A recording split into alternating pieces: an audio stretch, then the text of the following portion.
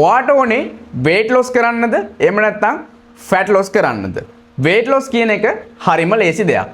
මේක depend වෙන්නේ calories මත. ඒතර ඔයා වැඩි calories ප්‍රමාණයක් burn කරන්න ඕන නම් ඔයා weight training කරන්න ඕන නැහැ. ඔයා weight training වෙනුවට ඔයාට cardio prioritize කරන්න පුළුවන්.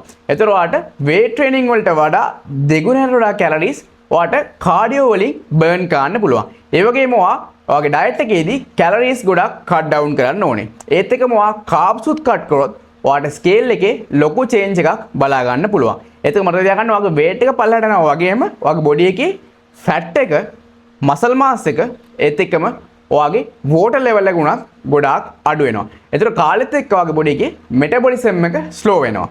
ඒ වගේම ඔයාව skinny fat ගතියකට පත් වෙන්න පුළුවන්. ඒ වගේ මතක තියාගන්න මේ diet එක කියන එක අපිට හැමදාම කරන්න පුළුවන් දෙයක් නෙමෙයි. ඒතර ඔයා මේ diet එක නවත්තලා ආයි කන්න ගත්තම ඔයාගේ weight එක ආයි regain වෙනවා. එතකොට fat loss එක depend වෙන්නේ calories මතම නෙමෙයි. අපි මේකෙදි ගොඩාක් calories cut down කරනවා වෙනුවට අපි මේකෙදි small calorie deficit එකකට යනවා. ඒ කියන්නේ අපි calorie 200ක 250 වගේ පොඩි deficit එකකට යනවා. ඒක අපි මේකෙදි cardio prioritize කරනවා වෙනුවට අපි මේකෙදි weight training prioritize කරනවා. ඒ වගේම ඔයාගේ daily protein intake එක අපි diet එකට add කරගන්නවා. ඒතර ඔයා weight training කරනවා. ඒකම ඔයාගේ daily protein intake එකකට ගන්නවා.